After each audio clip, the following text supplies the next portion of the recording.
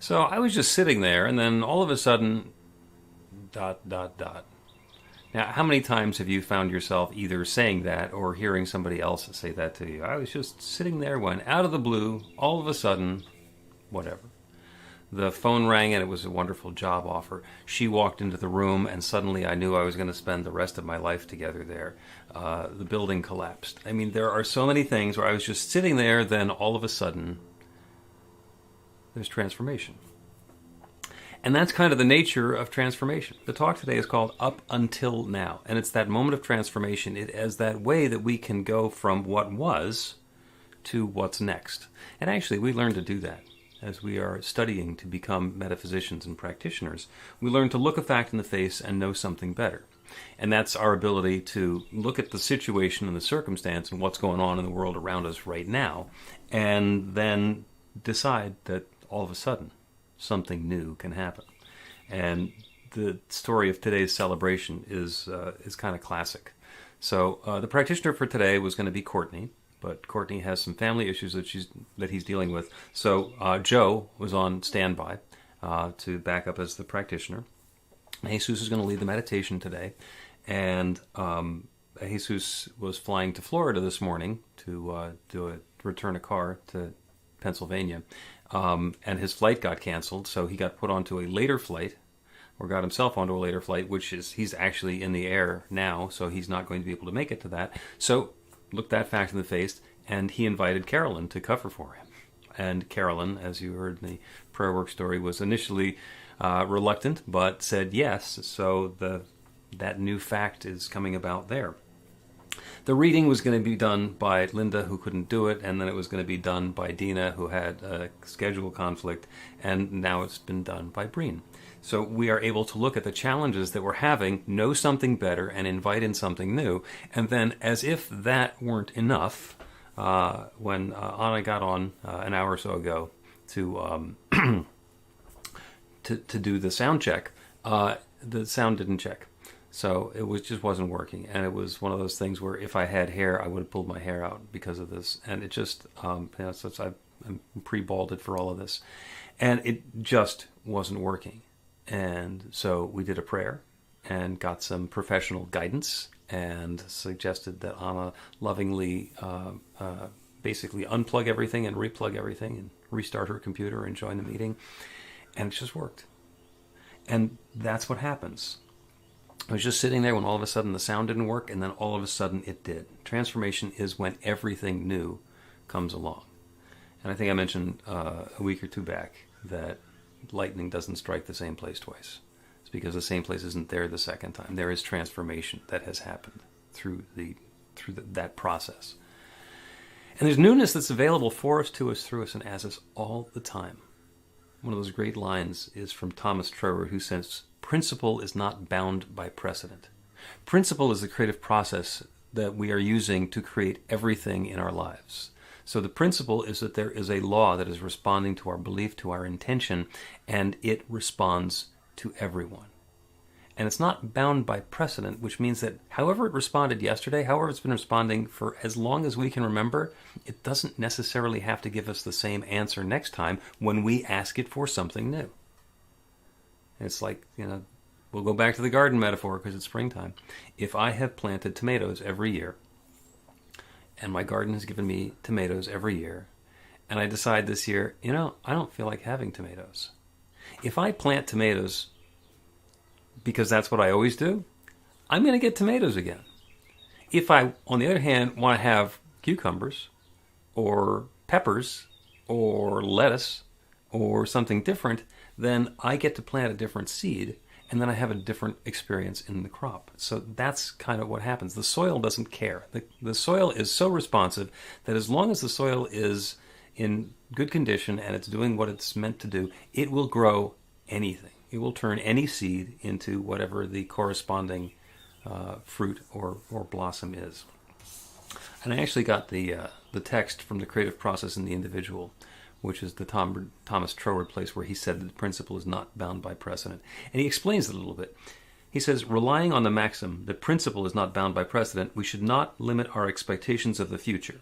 And if our speculations lead us to the conclusion that we have reached a point where we are not only able but also required by the law of our own being to take a more active part in our personal evolution than heretofore. This discovery will afford us a new outlook upon life, widen our horizon with fresh interests and brightening hopes. We get to change our minds. And the way we talk about that in modern day language is we're on a path, and we're moving along our path, and we're having the experience that we're having as we're moving along our path. And in this next step, we can continue along moving in the same direction that we've been moving up until now, or we can choose a new direction. We can pivot. That's the magic. That's the fifth P, where we can turn our attention from here to there. We can look away from the shadow or the darkness or the difficulty or the challenge, and we can see something better. We can look in a different direction, head in a new direction, and invite in something new. Stop planting those seeds that we're tired of, that we don't like anymore.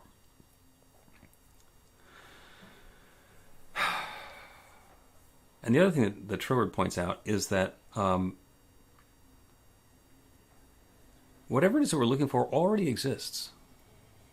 It already exists, or the possibility for it already exists, as long as we are willing to consider other facts.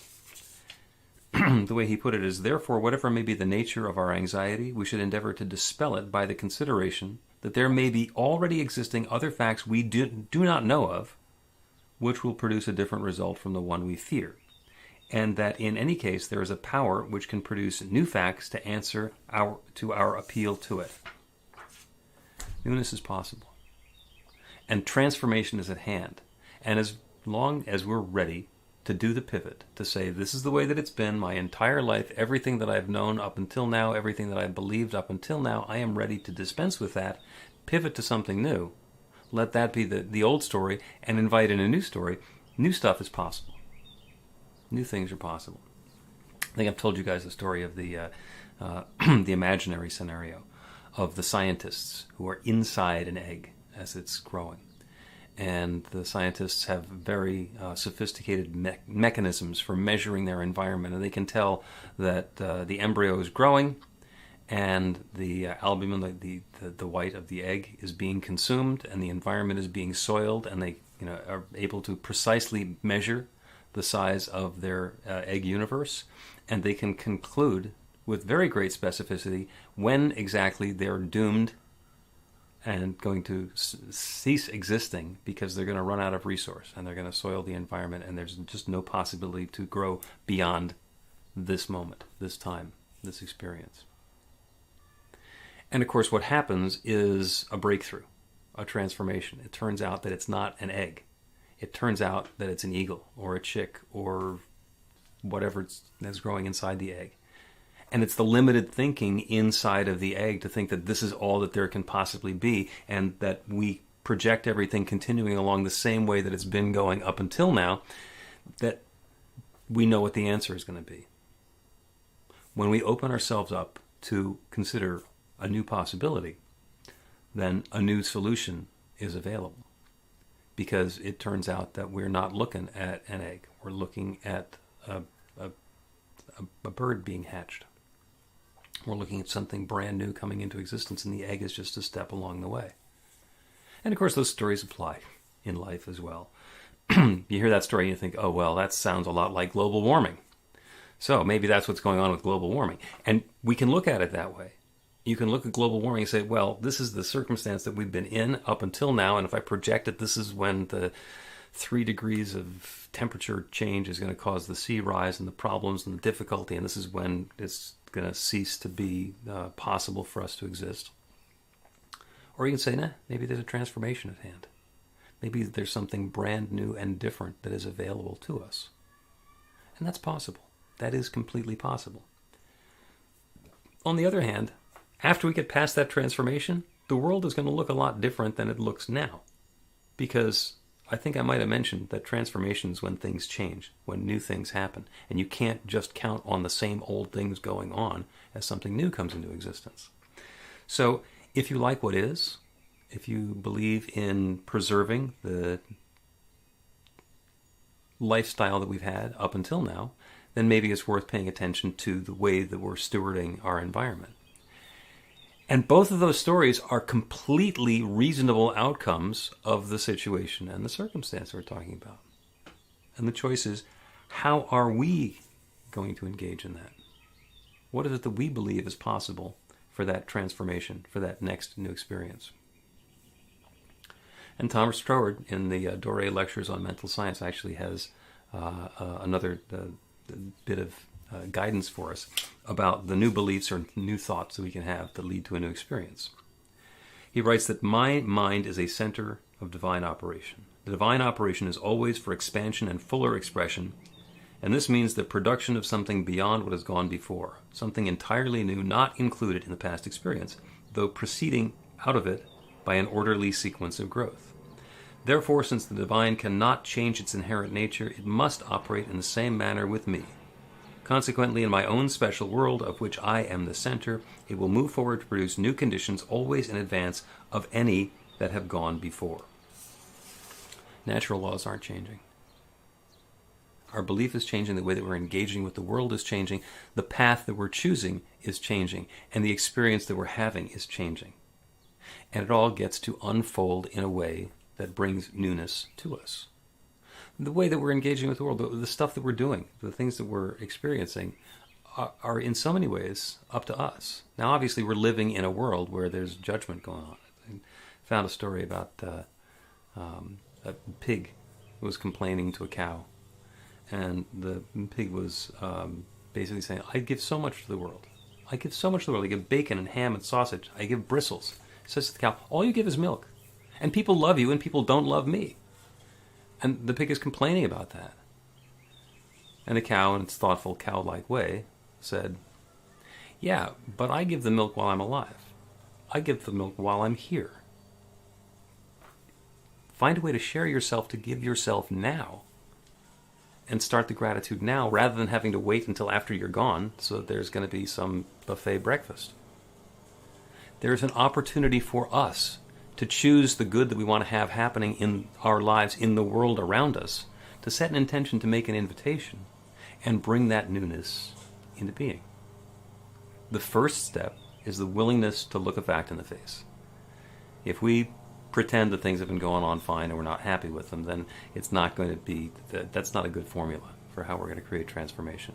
When we're looking the facts in the face, it's actually a diagnosis.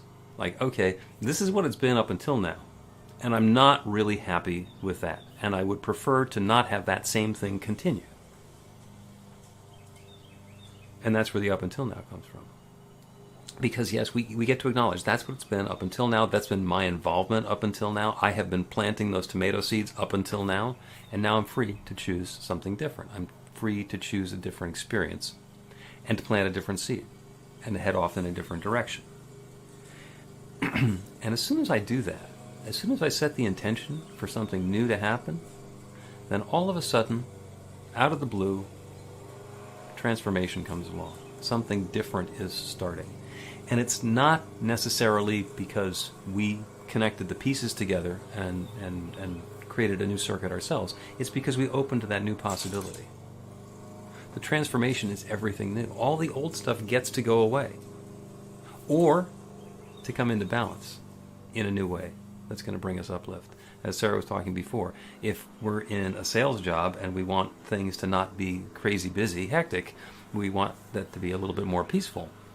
But that doesn't mean we don't want the phone to ring. We don't want to have any projects to do at all. There's too much peacefulness. So what we want instead is to bring that experience of balance and harmony and alignment into our lives, into our experience. And sometimes we get it the first time. Sometimes it's like, oh, it's been this way up until now, and I want something different, and it works just fine. And other times, we make that change, and we overcorrect a little bit, and then we get to do the process again. It's like, okay, that was different, that was in some ways better, but that's still not what I'm looking for, and we're not being punished by the experience. That is simply the way that the process unfolds, and because we are still active participants in it, we can say, that was way too many cucumbers. I cannot eat that many cucumbers in a summer, so I'm going to plant lettuce because I can eat plenty of salads. And we then, for the next season, for the next planting, for that next bit of time, get to set a new intention. And it may turn out that the lettuce didn't work for us either, so now it's time to go to zucchini. or whatever. We are free to choose. You are free to choose. And once you make that pivot, once you set that intention for something new, once you look the fact in the face and choose something different, that principle, that law, that creative process is already underway. The soil is waiting the seed. So the invitation for this week is to make sure you've got a right balance of the fertilizer. Too much of that stuff spread around can be more than is necessary. Make sure that your garden is ready. Plant something wonderful. I join you in anticipating a delightful harvest. You deserve it. So it is. There is a power for good in the universe greater than you are, and you can use it.